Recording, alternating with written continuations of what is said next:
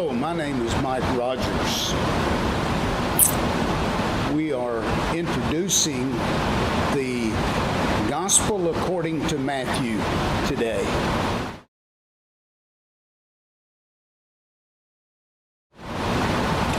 There are a couple of things before we actually get into looking at Matthew. There are a couple of things that I think we need to understand for all of the Gospels.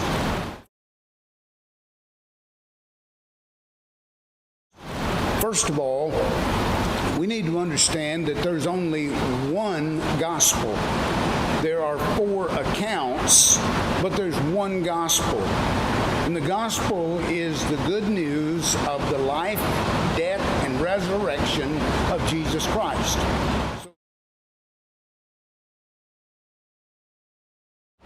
So there's Matthew, Mark, Luke, and John, 4 accounts, but they all tell a different perspective to a different audience about the life, death, and resurrection of Jesus. A second thing that I think is important that we understand is that Matthew, Mark, and Luke are referred to as the synoptic Gospels. That simply means that they are similar.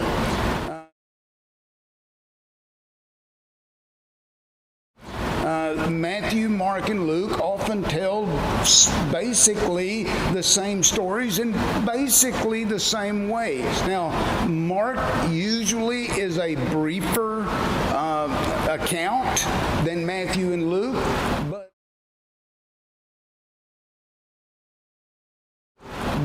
and that has led a lot of people to believe that Matthew and Luke use Mark as a source, and we'll talk more about that in the introduction to Mark.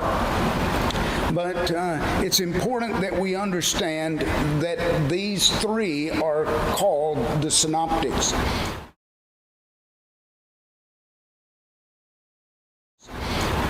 There's also something that I think that we need to understand before we engage in an in-depth study of any book, whatever book it is.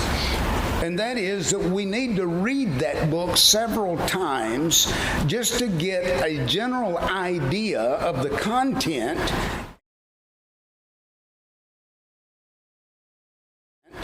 and maybe an idea of where he begins and where he ends. It's important that we understand the general idea of a book before we begin an in-depth study. And we do that by reading it several times. It may be 2 or 3 or maybe even 4 or 5 times, depending on the individual.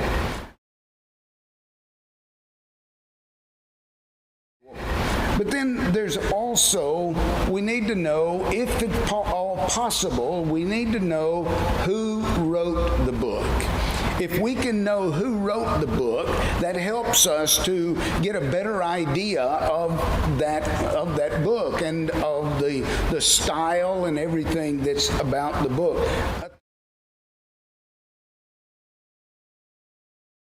A third thing is that we need to learn, if at all possible, when the book was written. That helps us to know the people a little better. It helps us to know the culture a little better. So when was the book written?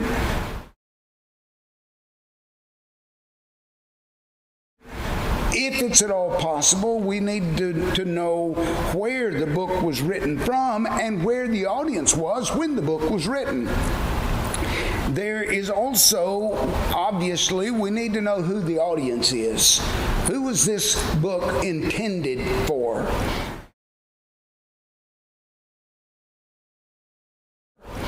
And then we need to know what is the purpose of this book. Why was this book written in the first place? And then it's important, for me at least, when I do an in-depth study of a book, I want to know how the book is divided.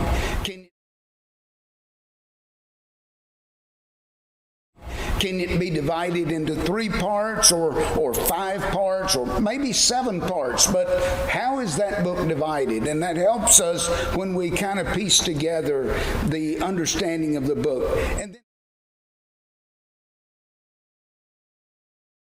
And then finally, the thing that I like to do before I begin an in-depth study is do more of a detailed outline of that book. Now, even when you do the detailed outline, when you study the book, your outline may change some.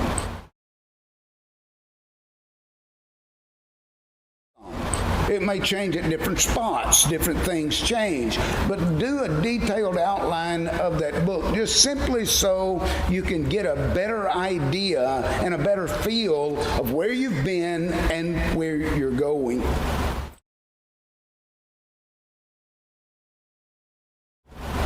So let's begin by looking at the Gospel according to Matthew. Let's think about the authorship. Who wrote the book?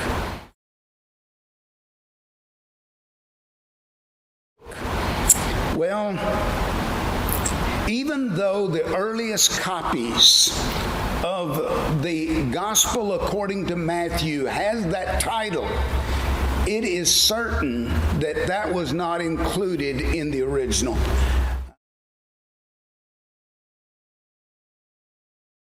As a matter of fact, there's probably no information according to who wrote this gospel, this account, until we get to Eusebius, who quoted from Papias, which is about 130, that Matthew wrote it. And basically, it's just a statement. There's no real, as far as I can tell, there's no real arguments that are made for it. It's just stated as a matter of fact.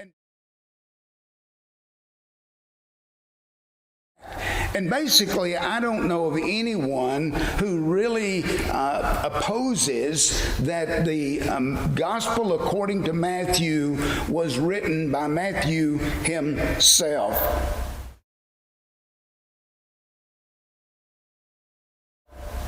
And so we pretty much can assume that it was Matthew, although there are a few scholars that would dispute that. Most New Testament scholars are going to admit and agree that it was Matthew who wrote this gospel.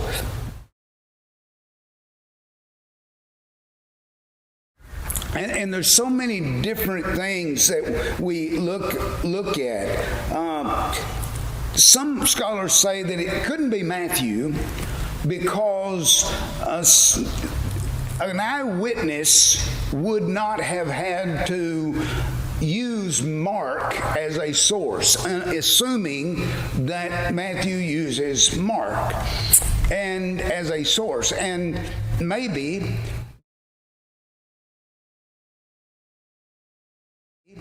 but that doesn't create a problem for me, because just read Matthew chapters 4 and 5 and see how many times Jesus quotes from the Septuagint.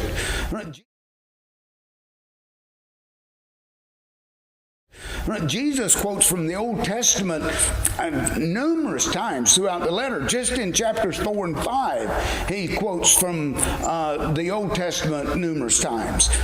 That doesn't create a problem for me.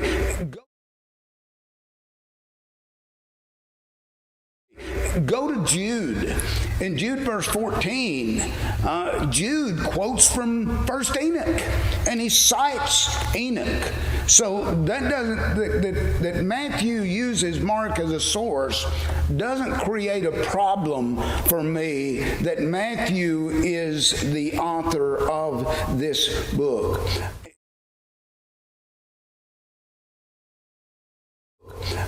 It's also interesting to know that Mark and Luke refer to Matthew not as Matthew, but as Levi. And Luke even calls him the son of Alphaeus. We also know from all three that Matthew was a tax collector. And most likely he was sitting on the road near Jerusalem, or near Capernaum, as he was collecting taxes.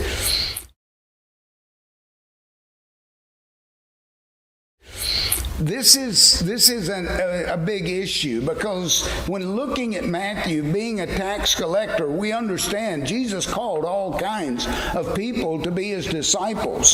So it doesn't create a problem for me, Matthew being the author, because he was a tax collector.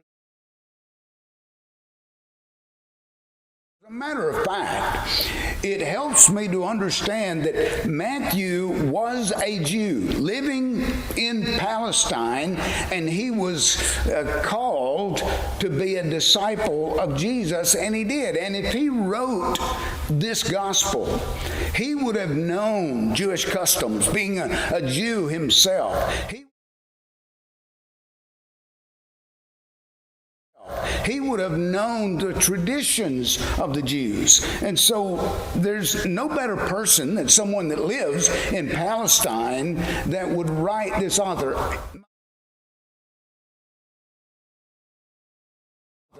My point is this: when it comes to the authorship of Matthew, there is enough evidence, I think, that points to Matthew as being the author, that it is pretty much undisputed in the scholarly world as we know it.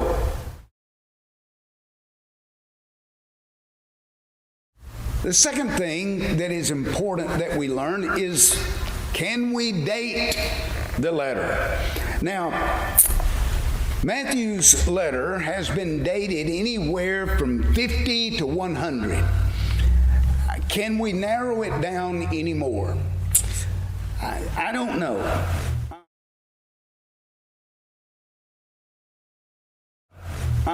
There is really no certain internal evidence that dates the gospel according to Matthew.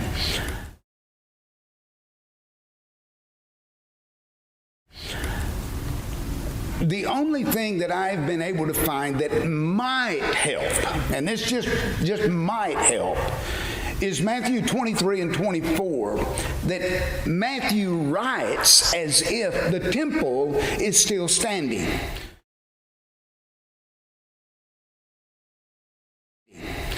If the temple was destroyed in AD 70, as we know it was, then it seems to me that it had to be written prior to AD 70. Can we know any more?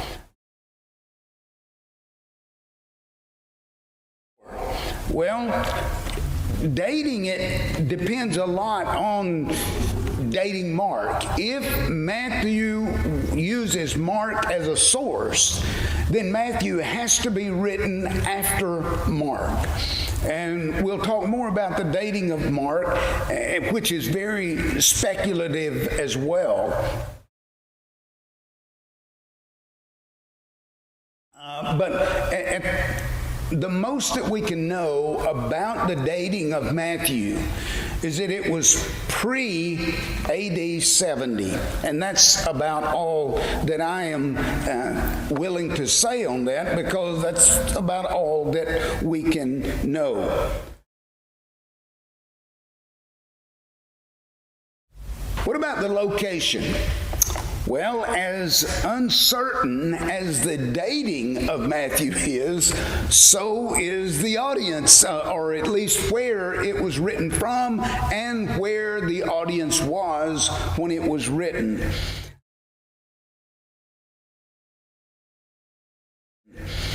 It appears that the majority of New Testament scholars believe that Matthew wrote to an audience that was either in Palestine or in Antioch of Syria.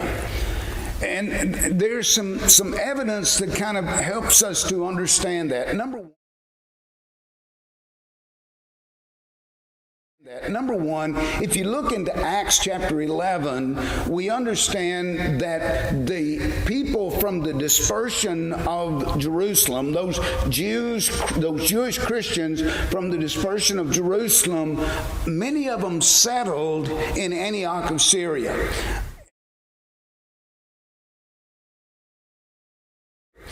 And so it's not unreasonable to think that Matthew wrote to a group of Jews who were there in Antioch or the surrounding region.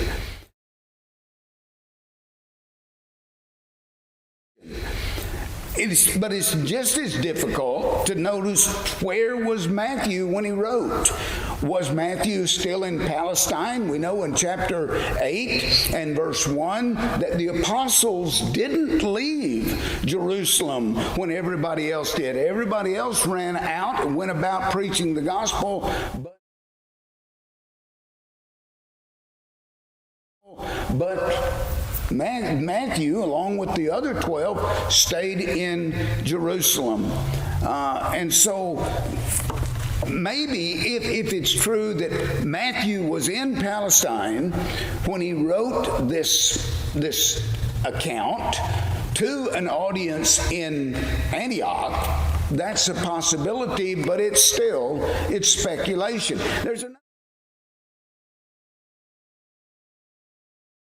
There's another issue that I think is important that we look at when we look at the audience there, and that is when Stephen was killed, which when he was stoned, dates probably around AD 35.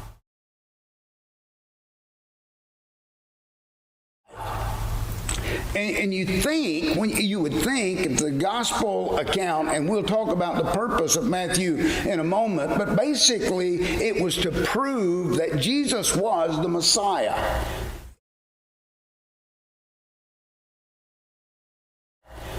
It causes one to wonder, well, would it have taken 30 years? Would the author would he have waited 30 years to write an account to prove that the Jesus of Nazareth was the Messiah? And again, it's a question that we really have no answer to. So the audience, we're going to say, were Jews. There's no question about that. When we think about the audience, and I know of no scholar that denies that Matthew was written to a Jewish audience. Think about all of the number of Old Testament references that are in Matthew, more than in any other account, more than in Mark or Luke or John. And so he writes to an audience that understands and knows the Old Testament, and therefore he refers to it often.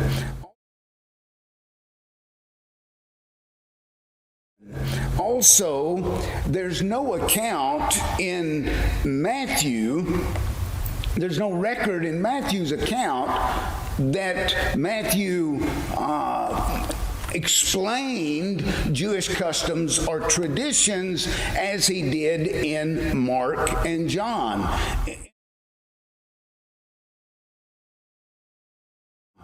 In Mark's account, in Mark chapter 7, on one occasion, Jesus felt compelled to explain to his audience about the tradition of Jews washing their hands before they ate. Matthew has nothing like that.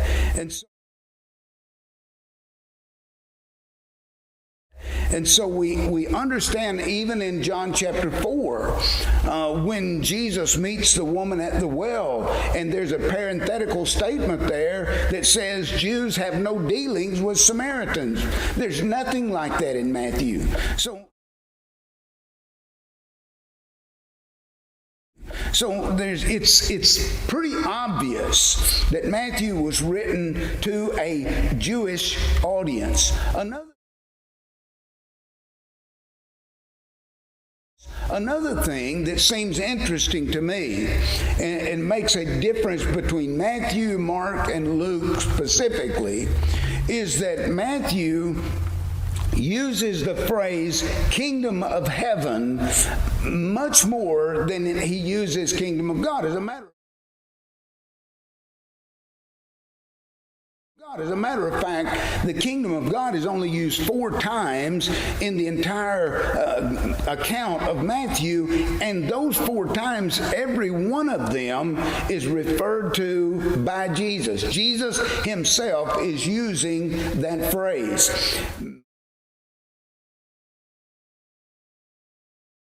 Mark and Luke never use the phrase kingdom of heaven. They use consistently the kingdom of God.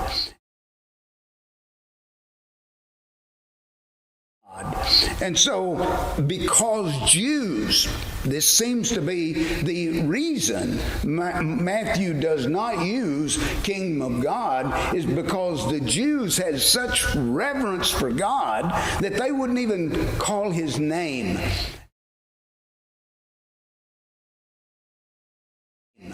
And so therefore, in order to keep from offending Jews, possibly, Matthew uses the phrase kingdom of heaven.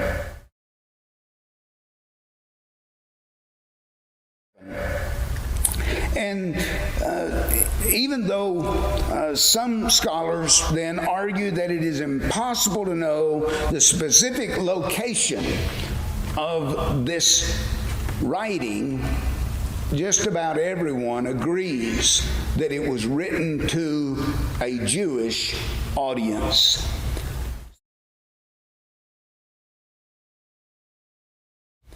So let's look then at the 5th thing, and that is the purpose for Matthew's account. There are 3 things that I think are significant as we look at the purpose for Matthew.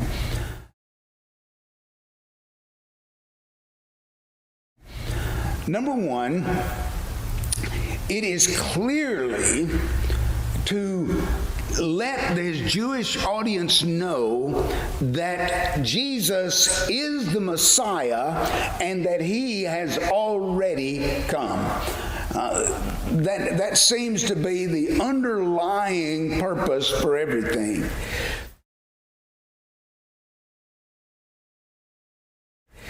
There is a second purpose that is used here, that is given here, and that second purpose is to express to his readers that they are no longer under the burden of the law of Moses or under the burden of Roman jurisdiction.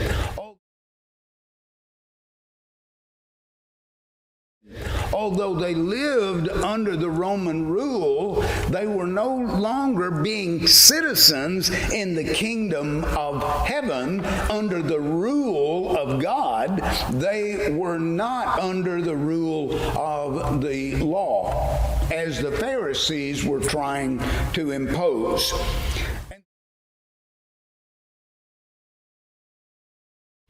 And then there's a third reason, I think, even though this may be a little more subtle, and it's maybe somewhat speculative regarding the dating of the letter as well.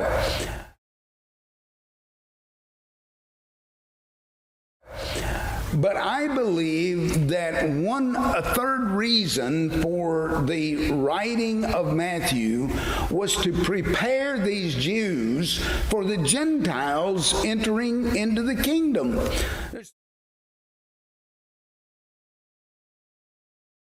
There's so much about the kingdom and so much about the Jews and not being under the law and accepting Gentiles that the gospel was not just written to Jews only, but also to the Gentiles and to all those who would call upon his name. And so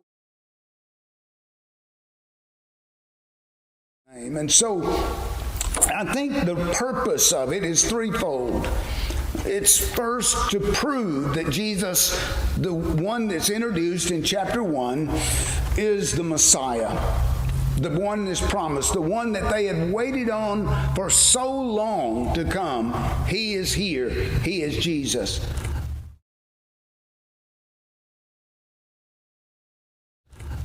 It's also to show them that they are now under the rule of God and not under the rule of the law. And it's thirdly, it's to help them to help them to understand and to accept Gentiles into the kingdom.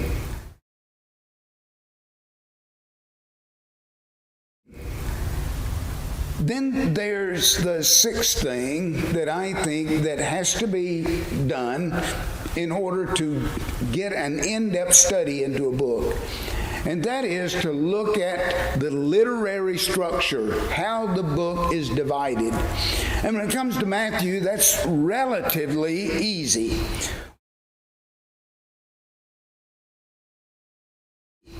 We look at the gospel as we begin in the very beginning, and chapters 1 and 2 tell of the birth and childhood of Jesus.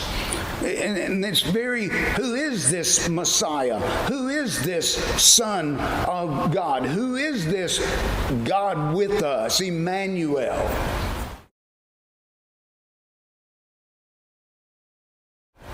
Well, it tells his genealogy, where he's from, to prove that he is from the Jews, from the lineage of David, and then it shows his childhood and his. Then the second part that goes from chapter 3 all the way through chapter 25 shows the life of Jesus.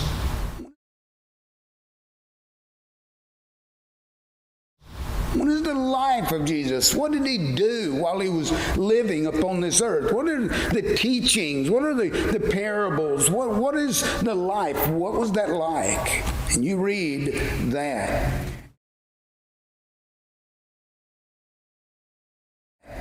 And then chapters 26 to 28 tell about the death, resurrection, and even the ascension of Jesus. That's the literary structure of the book.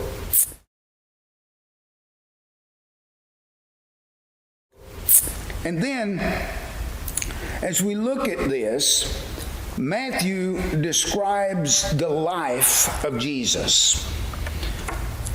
Around 5 different sermons, which are very important as we look at the life of Jesus.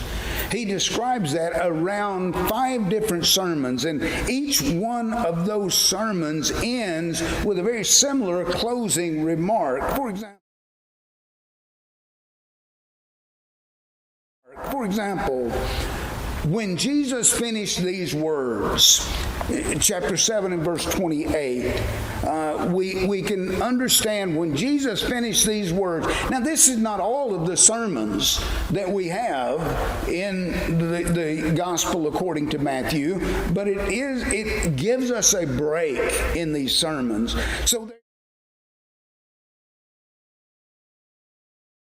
So there's the Sermon on the Mount that goes from chapter 5 through chapter 7. There is the instruction for the 12 that goes from chapter 10.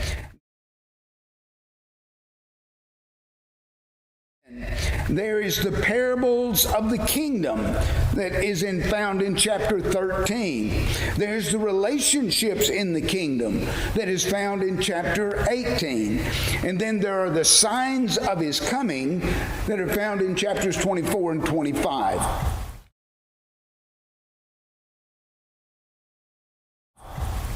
And the signs of his coming is a very good study that we're not going to get into at this point, but that is a discourse, the sermon that Jesus had in teaching his disciples about the destruction of the temple and possibly even beyond.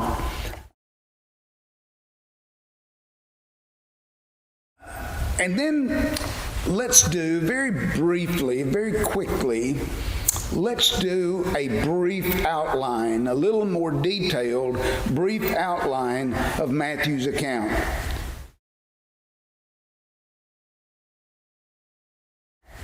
Chapter 1, it is a confirmation that Jesus is the promised Messiah. It's produced by the genealogy and birth of Jesus that fulfills prophecy of the lineage from which the Messiah would come.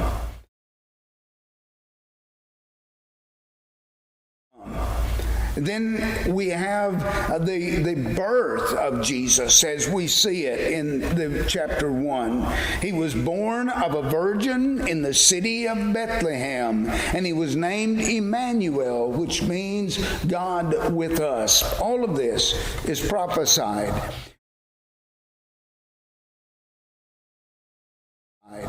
Then in chapter 2, the attempted assassination and escape of Jesus, how Jesus escaped the assassination by going into Egypt with his father taking him into Egypt to escape.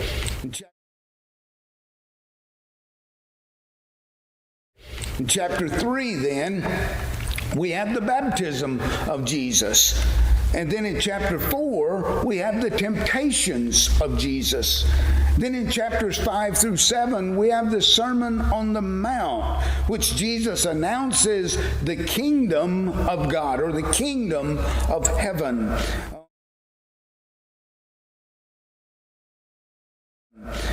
We also have in the Sermon on the Mount, I believe, some subtle remarks that tell us that Jesus is introducing the kingdom to the Gentiles and letting the Jews understand that the Gentiles are going to be admitted to the kingdom as well.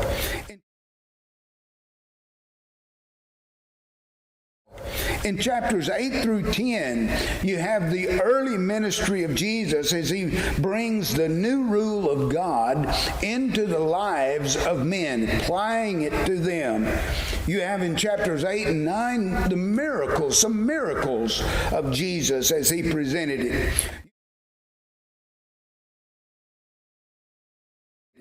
You have in chapter 10 where he sends his disciples out.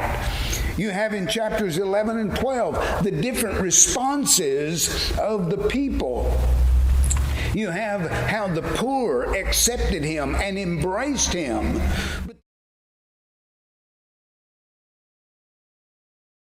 But then you have in chapter 12, for example, you have John the Baptist and his disciples who questioned Jesus. John sent his disciples to Jesus and asked, "Are you the one that we've been waiting for?" And so there was that question there.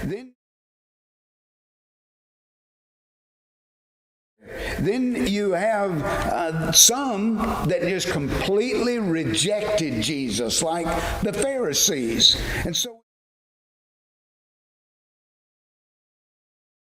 And so in chapters 11 and 12 are very important chapters because even through the preaching and teaching, you see how people are accepting Jesus or rejecting Jesus or even questioning, are you really the Messiah?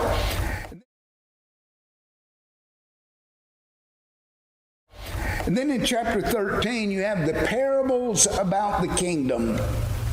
Then in chapters 14 to 20, you have more miracles and teachings of Jesus that go throughout this time period of Jesus' teaching.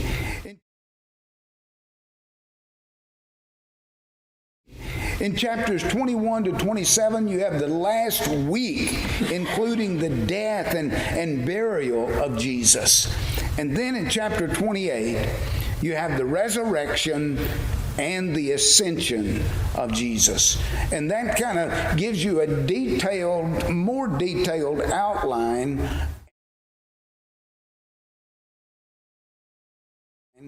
And when you study it and when you go through it, you'll get to the point where you say, okay, this is better broken at this point. And so even though I've given you my detailed outline, you may outline yours a little differently.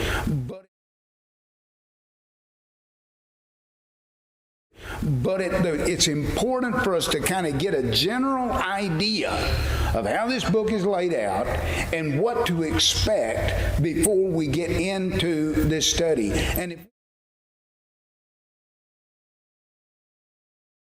if we get all of this information about a letter, a book, Matthew specifically, we're much better prepared to engage in an in-depth, detailed study of the book.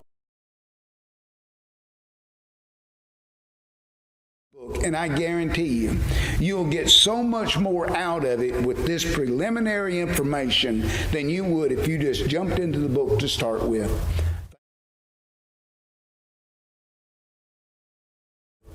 Thank you for your time today.